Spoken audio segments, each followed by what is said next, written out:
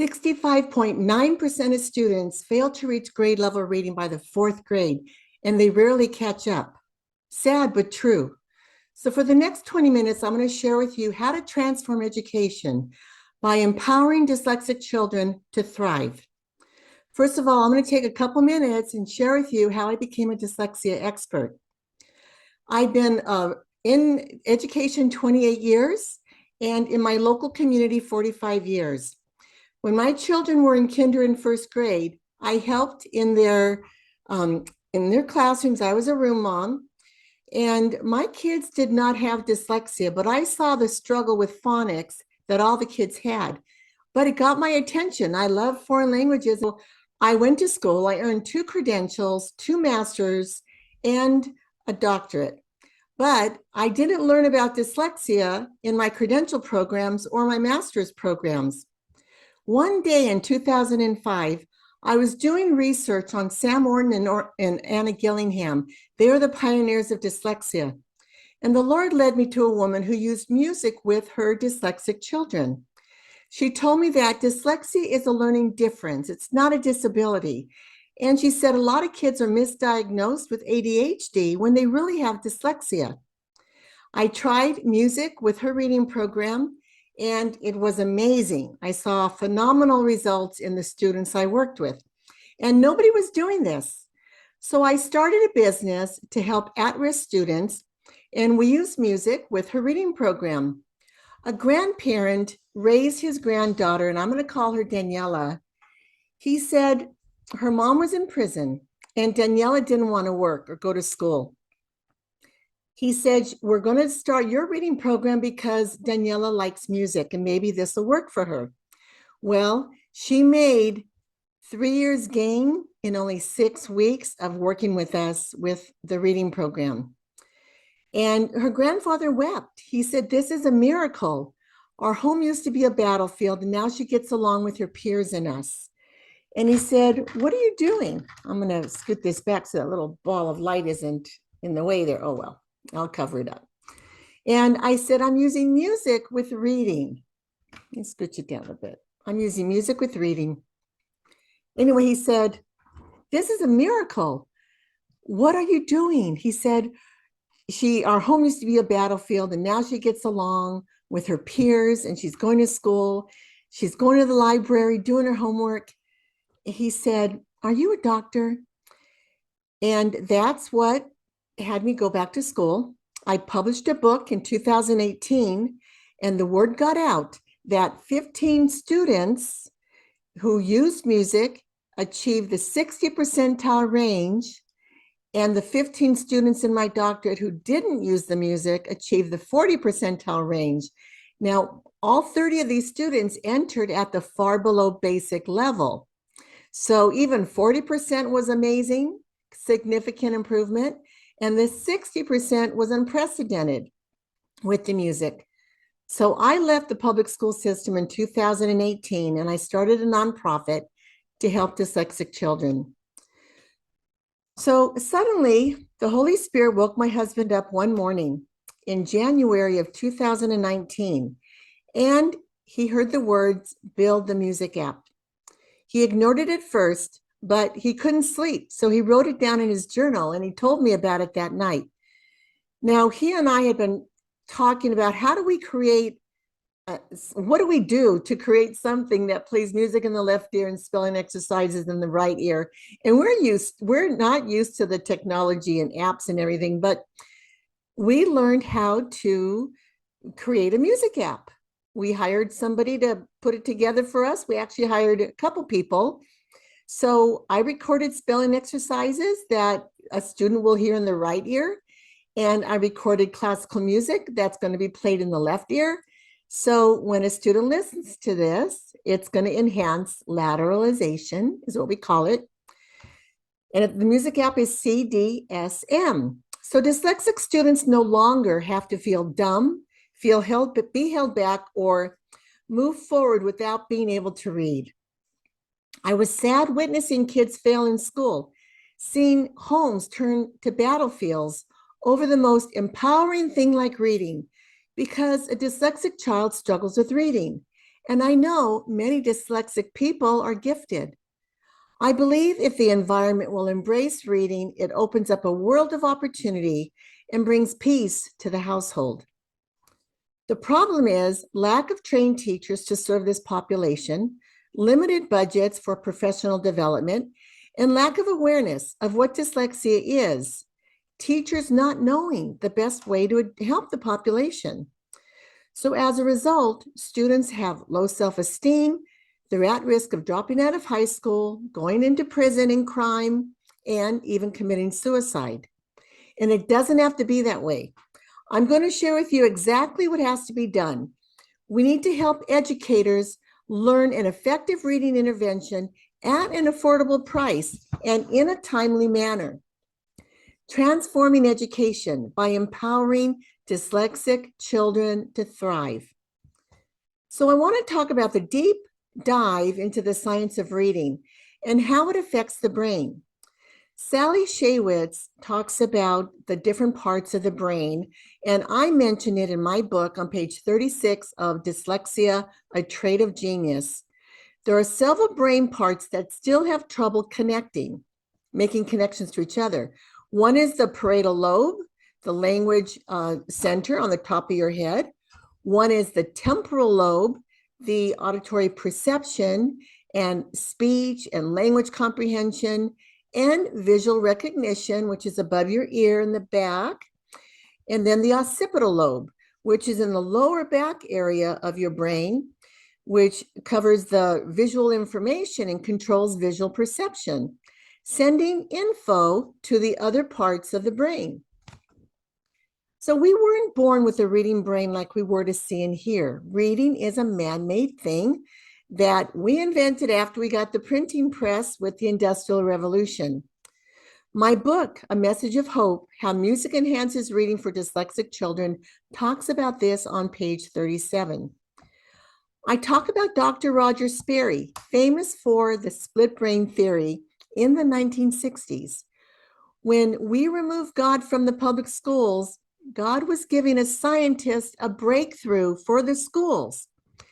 He worked with seizure patients, and he worked with the left and the right sides of the brain independently or in concert. And he told educators at his conference, if they could find a way to bring his science into the classroom, we could help kids with word blindedness.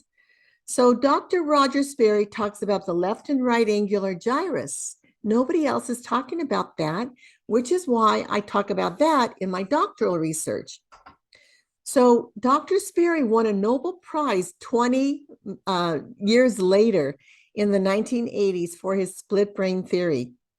And what have we done with his science? So imagine the left side of the brain is the language center, but dyslexic kids read from the right side of the brain. So if you send music in the left side of the brain, in an earphone, it's going to transfer over to the right side of the brain, the right angular gyrus. And if you put spelling exercises in an earphone in the right ear, they're going to transfer to the left angular gyrus, to the language center, and strengthen it like Pilates of the brain. And we're also bypassing that central part of the brain, corpus callosum, which we call a lazy referee. So you can read about my research in The Message of Hope. I've got over 50 references to support this science. So I created curriculum, and it follows the science of reading. And I have an accompanying music app, so you don't have to listen to a CD or a tape in the olden days. God had me make the app free, so you can find it on iOS and Android, CDSM. So the research by Adam Kroon of music, neuroscience, psychology, and the psychology of well-being reports that explicit reading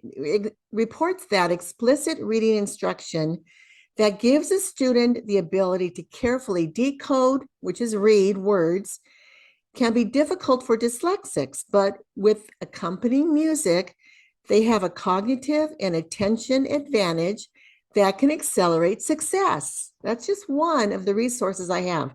More are on my website at dyslexia-solutions.com. But now I want to talk to you about genetic dyslexia and developmental dyslexia. In my book, Prisons of Brilliance, on page 44, I talk about genetic dyslexia only comprises 40% of the dyslexic population. The remaining 60% have developmental. And what does that mean? It means no phonics. It means parents not knowing how to read to their children when they were little. It means a child may have had substitute teachers that didn't know what they were doing, or they may have had not have the correct tools. Have you ever heard of teachers winging it in special ed? They just grab any reading books that they can, and no teacher training on dyslexia. So what does dyslexia look like? I'm going to tell you what it looks like in reading and in writing. Dyslexia in reading, kids aren't able to put sound to the letter. They don't know that PH is F. They don't know that CH is Ch. Sometimes it's K. And they don't know that LOVE is necessarily love. They don't. Sometimes the O has a long vowel sound, especially with the E at the end of a word, but love has a different sound. So they're not recognizing phonics. And we have phonemic awareness, where every letter in the English alphabet has a sound. We put those sounds together, and those are called phonemes. They're not remembering the phonemes, and they're not able to look at their peers and learn. So when dyslexic children are called to read upon, they stumble because they don't know what they're reading, and they're very embarrassed.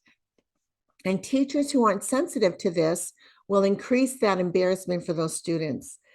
So those students need to be prepped ahead of time if they're going to be expected to read out loud. Often you're going to see kids raise their hands to go to the bathroom when it's reading time.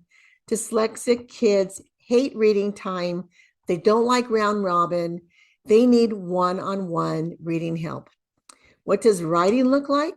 Well, sometimes you can't understand what a dyslexic person has written. They're going to add and omit letters and syllables. They won't punctuate. They won't capitalize the beginning of their sentences. Sometimes they can't even read their own writing. So you can give a trial of 6 sentences for a child to write, and I have some samples on my website. Well, actually, if you go to my store under Teachers Pay Teachers, I have a dyslexia screen you can give. It's a pre-screen to see if your child can sound out unmemorized words that are phonemic, and also can write sentences with unmemorized words. So remember, dyslexic people will memorize words to help them get through first, second, and third grade if they can. But when they're in 4th grade, it all comes out. A lot of people don't even know that they were dyslexic until 4th grade, when they started falling behind. And I know from my 10 years of experience in a classroom that when you have those dyslexic children, they're going to take a lot of the teacher's time to help them be successful, because we don't want kids failing and getting D's and F's. So we spend extra time with them. So the science of reading, and why is early intervention critical? Remember that kids that aren't reading at grade level, by 4th grade, they rarely catch up. A professional who worked out at a professor friend at the university used to work for the Department of Justice back east, and he told me there was a school district that used to look at the illiteracy rate of 3rd graders to determine how many prisons to build. Let that sink in. A 3rd grade illiteracy rates were helping the state determine how many prisons to build. So extra money was allocated to every state. No extra money was allocated in the state to help with dyslexia. So schools had to use their special ed money. But did you know that special ed students will bring twice as much income to their school districts that the general ed kids bring to the school district? So the money is there. The schools have to make a choice to spend it on the kids, not return to intervention. This has to be one-on-one. Research says that 1 in 5 kids has dyslexia, and 85% of the kids in special ed under specific learning disability have dyslexia. But there are a lot of kids in the general ed classroom that have dyslexia, and it's not being addressed. And this is important to know because you have to find an easy and efficient and an affordable method to remediate the dyslexic population to achieve success in their lives. Currently, 2/3 of the students measured by the NAEP report card for 4th and 8th graders are below proficient, and proficient is a C-. So look at the correlation. 35% of high school dropouts are dyslexic. 88% of kids in the juvenile court system are dyslexic. 66.9% of the students, of the inmates in the prison are illiterate. Okay.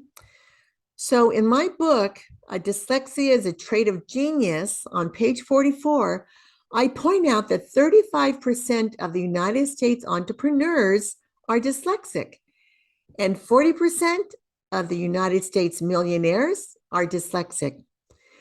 Jillian Lynn was a 3rd grader whose mom noticed that she didn't like to read and write. She struggled, and Jillian's mom took her to the doctor, and the doctor put her in a room, not a padded wall, put her in a room and turned on the music. And they left the room and looked in the windows and saw Jillian start to dance. And the doctor told Jillian's mom, there's nothing wrong with your daughter. She just learns differently. She needs to be moving. And we call that a kinesthetic learner. Kids need to move or touch something or hold something in order to help their brains work better.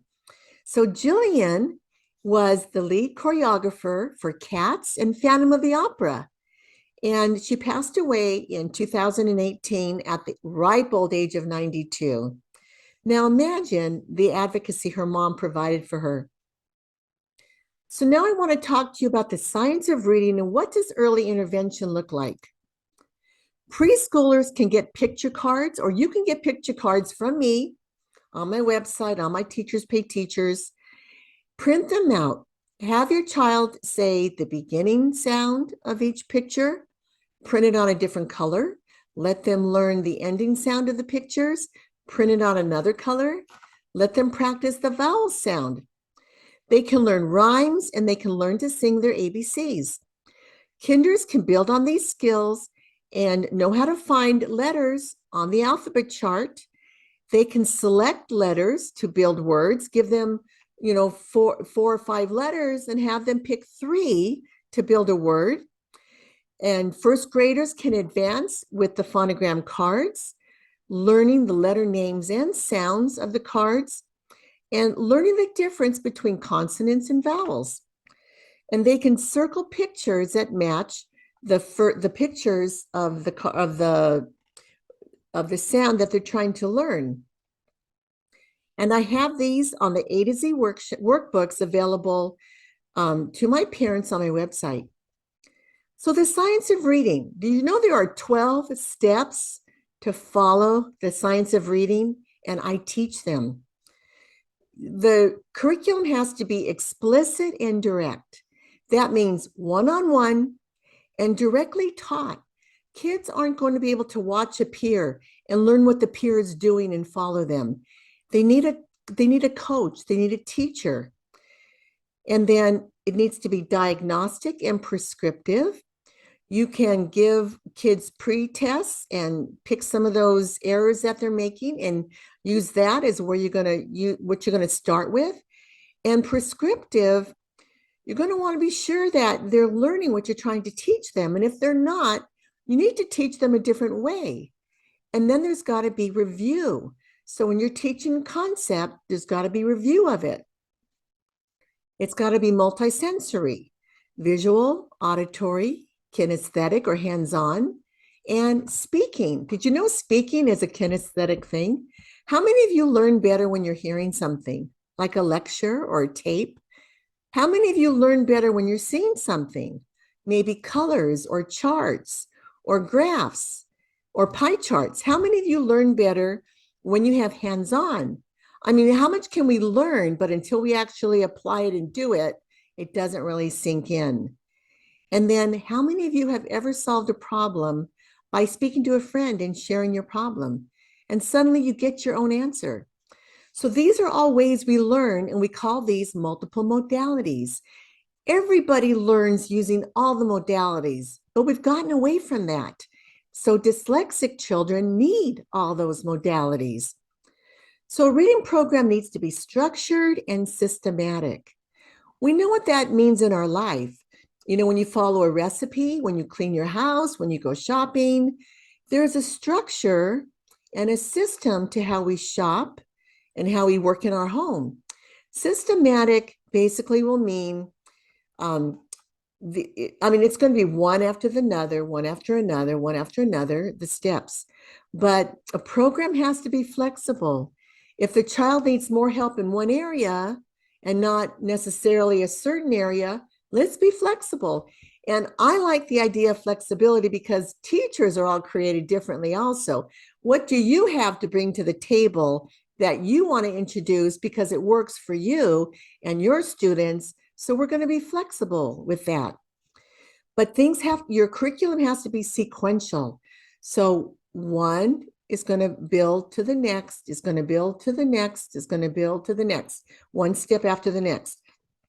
So I have 9 steps in my reading program, starting with phonogram cards. We use sound circles, then we use letters, and then we do some reading with the music in the app, and then we work in a workbook, and then we do some whiteboard activities, and then we work in another workbook with the music in the left ear, and then the 9th step is actually the spelling test that we give at the end of my curriculum. So a good curriculum needs to be cumulative and comprehensive. So cumulative means kids are going to remember what they've learned. And then comprehensive, are they going to remember all of it to go to the next level? Finally, a good solid curriculum needs to be emotionally sound. That means the kids feel good about their progress. They're seeing their progress, and you're seeing their progress. You're going to have a lot of aha moments. You're going to hear the students say, "That was fun. Wow, really?" I mean, those are wonderful. Cruz was a second grader that didn't know his letter names and sounds. His mother came to me from a church referral because she was not receiving the help she needed from a charter school.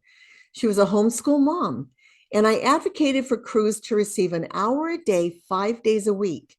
And he finally surpassed his peers when he was in 2nd grade. He remained with us 2 more years.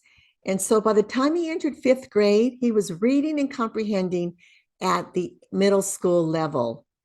And I just want to share that you can spend $20,000, $30,000, or $40,000 a year and learn Orton-Gillingham at a university or another expensive training program, or you can come to me. Let me give you my curriculum that covers all these steps. We don't call them 12 steps, we call them 9, and children are making 1 to 3 year gains in only 30 sessions. You got to reach out to me. Easy and affordable easy to access and affordable. So I have a course, Unlocking the Genius Mind of the Dyslexic Child. Each module has engaging activities, informative videos, and practical tools to help you unlock the genius mind of your dyslexic child. At the end of the course, you'll be transformed from being unaware of the impact of dyslexia to being a champion for dyslexic children everywhere. And I provide assessments at affordable prices if you reach out to me. So the titles of my videos, I just want to read those to you. I have 6 training videos. Jumpstart Your Road to Success is the first one. The second, number 2, Winning Tools in Your Toolbox. Video 3, Master Your Learning Revelation. Video 4, Champion multiple activities. Video 5, master your learning techniques. And video 6, master your learning outcomes. Those are my 6 training videos. When you purchase my curriculum, you get all the digital files. And for the price, if you want to talk to me about not needing print out documents, that's fine. I'll give you a discounted price. But if you want the printed out curriculum, I'll mail those to you within the United States. And I'll tell you what the prices are for that, shipping included. So self-esteem is hit hard with our dyslexic children. We need to understand what we're dealing with, and we need to help these students today. It's God's heart for all students to read, and it's God's heart for our nation to get on track with reading success. In Matthew 25, verse 40, the word says, "Truly I tell you, whatever you did for the least of these brothers and sisters of mine, you did it for me." In John 8, 31 through 32, God's disciples will know the truth, and the truth will set you free. What you can do? Let's pray for our leaders. Let's get out and vote for the leaders who have a biblical worldview. Get involved with your school boards and your PTAs. Fight to get prayer back in our schools, and even get the 10 Commandments back in our schools, as Texas is doing right now. So that, ladies and gentlemen, is how we're going to transform education, by empowering our dyslexic children to read. And you've learned truth today. Let's arise and build. You've been an awesome audience listening to the end, and I appreciate your attentiveness. I appreciate your partnership. Every child has a right to read. Please like and subscribe to this channel if you haven't already. If you're in a position to make a donation, we will keep these videos going. Thank you very much, and God bless you.